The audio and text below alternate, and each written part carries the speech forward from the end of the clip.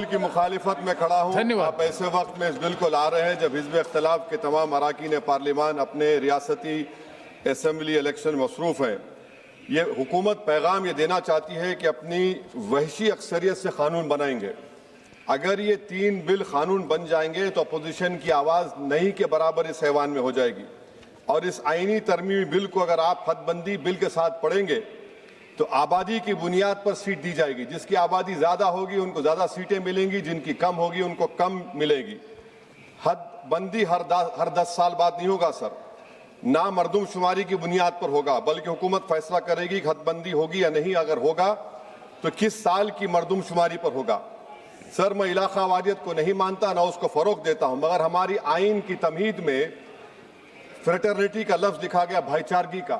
ये बहुत अहम है हमारे मुल्क की इत्तेहाद और सालमियत को मजबूत करने का। ये तीनों बिल इस फ्रेटर्निटी के बरक्स का पैगाम देते हैं और काम करेंगे। हकीकत ये होगा सर कि शुमाल हुकूमत करेगा जुनूब पर, शुमाल खर्चा करेगा और जुनूब इसको फराहम करेगा। जुनूबी रियासतें मुल्क की GDP में 30% का हिस्सा होता है उनका, और 21% मुल्क का टैक्स रेवेन्यू जुनूब से आता है।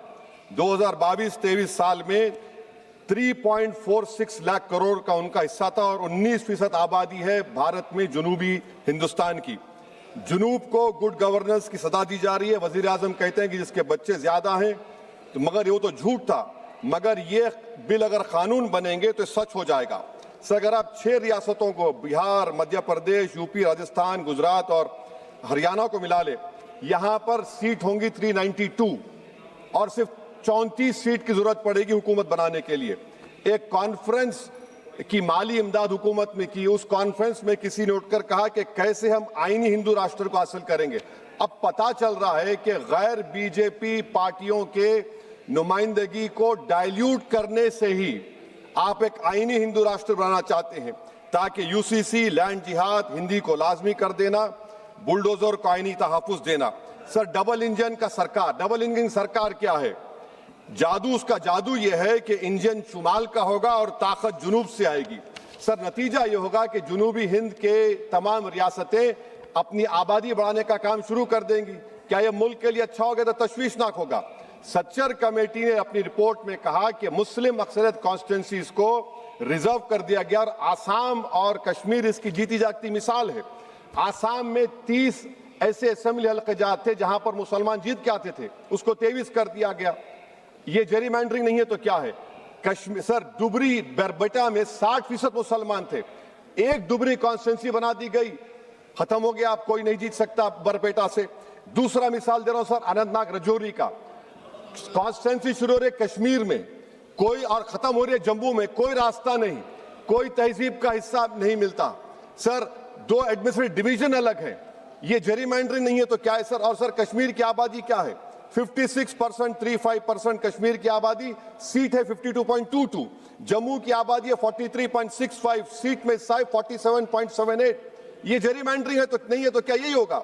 सर, मुस्लिम अक़लियत को तो बीजेपी टिकट नहीं देती, रिजर्वेशन दूर की बात, मगर क्या यह मुल्क के मफाद में है कि इस ऐवान में 18 करोड़ की आबादी के सिर्फ 4% MP जीत कर आएंगे? ये आपकी मुल्क से मोहब्बत है? ये राष्ट्रवाद होगा कि 18% से 4% आएंगे जीतकर? आप फैसला कर लीजिए। ट्रेजरी बेंचेस को सोचना है, अगर वो भारत से मोहब्बत करते हैं तो तशवीशनाक बात है। अगर बिल कानून बनेगा तो फिर आप भूल जाइए, यहां पर तो और कम हो जाएंगे। तो मैं ये आपको बताना चाह रहा हूं सर कि मुस्लिम अक़लियत को SIR से, रायदही से, हक रायदे महरूम कर दिया जा रहा है, बुलडोजर से बेघर कर दिया जा रहा है, और हदबंदी से इनकी सियासी आवाज को खत्म करने का मंसूबा है। सच्चाई ये है सर, मुस्लिम वोट की जरूरत बीजेपी को उसको खतरा समझती, सेकुलर पार्टीज ये समझते हैं कि हमको पूछना ही ना पड़े, और हम बार बार पुकार कर कहते हैं कि जमहूरियत को मजबूत करो, सिर्फ वोट डालने वाले मत बनो, वोट लेने वाले बनो, क़यादत बनाओ। मगर ये सब चीजों का आप देख रहे हैं कि बीजेपी इसको खत्म करना चाहती है। सर, सर भारत क्या है? भारत एक यूनियन ऑफ स्टेट्स है, सिर्फ शुमाली रियासतें नहीं है, जुनूब की रियासतें नहीं है, मशरिक नहीं है, मगरबी रियासतें हैं, नॉर्थ ईस्ट है। तो ये इस मुल्क की डाइवर्सिटी इसकी ताकत है जो ये 3 बिलें खत्म करना चाहती है। मेरी तजवीज क्या है सर, कनाडा का फार्मूला अपनाया जाए, कनाडा में ग्रैंडफादर क्लॉज को अपनाया जाए, रियासत की सीट आबादी पर मुनस्सिर नहीं होगी। Sir, remove the money bill veto from Lok Sabha, let the house of states have an equal voice in how legislation is passed. KM Panikkar member of SRC recommended the Rajya Sabha should be reform. Sir, मैं इस हुकूमत को warn कर रहा हूं, हदबंदी एक ऐसा जख्म होगा जो कभी नहीं भरेगा। ये जख्म हमेशा रहेगा और कहीं खुदा ना खास्ता मुल्क को कमजोर ना कर दे। हुकूमत सिर्फ अपने सियासी लालच को हासिल करने के लिए मुल्क के इत्तेहाद को पारा पारा करने की कोशिश कर रही है। मैं हमेशा अक्सरियती हुक्मरानी का मुखालिफ रहा हूं, चाहे जबान और मजहब की बुनियाद पर हो। मुल्क को अगर विकसित भारत बनाना है तो हर शहरी की आवाज को कबूल किया जाना इस मुल्क को चलाने के लिए। सर, जुनूब की रियासतों के लिए एक ऑप्शन चॉइस है 2011 होगा तब भी हम सीटें लोग खो देंगे। अगर 2026 का होगा तो कैश 22 सिचुएशन होगा। तो मैं हुकूमत से अपील करता हूं आपके जरिए से कि हमारे वजीर आला ने जो तजवीज पेश की रेवंत रेड्डी ने कि हाइब्रिड मॉडल 2 क्या है वो 40% की सीटें आबादी पर, 40% इकोनॉमिक परफॉर्मेंस पर और 20% फेडरल बैलेंस को, मैं हुकूमत से ये डिमांड करता हूं कि मुसलमानों को, ओबीसी को और जुनूबी रियासतों को एलिनेट मत करिए, ये मुल्क के मफाद में नहीं है। सर, वजीर दाखिला अमित शाह ने अपने इंटरवेंशन में कहा कि तेलंगाना में 25 सीट होंगी। मैं हुकूमत से अपील कर रहा हूं, अगर आप वाकई में सच्चे हैं तो मैंने एक अमेंडमेंट मूव किया क्लॉज 3 बिल में कि I have given amendment provided nothing shall be done to affect the proportional representation enjoyed by each state as such proportion exist in the 17th house of people. आप support कर दीजिए उसको। देखिए sir, अगर कोई मंत्री यहां पर कुछ बोलता है तो मैं, अगर वादा पूरा नहीं होता तो मैं ब्रीच ऑफ प्रिविलेज डालूंगा, मगर कानून की बात हो रही है, आप लिखते क्यों नहीं कानून में? Write it in the bill that 50% would be there. आप नहीं लिखना चाह रहे, आप बोल रहे कि मेरी बात का भरोसा करो कि कौन जिया तेरे जुल्फ के शहर होने तक, हम तो खाक हो जाएंगे तुमको खबर होने तक। सर और आप एक बता रहा हूं सर, ये गवर्नमेंट क्यों ला रही है? ये इसलिए ला रही है कि, सुन लीजिए, the most important and effective step would be to bury and deep for all the talk of a federal structure of our country, constitution declare one country, one state, one legislature, one executive। ये किसने कहा? bunch of thoughts में mister गोलवाकर ने 1951 BGS का manifesto, conversion of the union of states into a unitary state। This is what is happening now with these 3 bills। Now please, so, I am concluding, sir, I am concluding that can this whole proceedings are being watched by the Muslim women who were raped in Muzaffarnagar, will they feel happy about it? Bilqis Bano is watching this.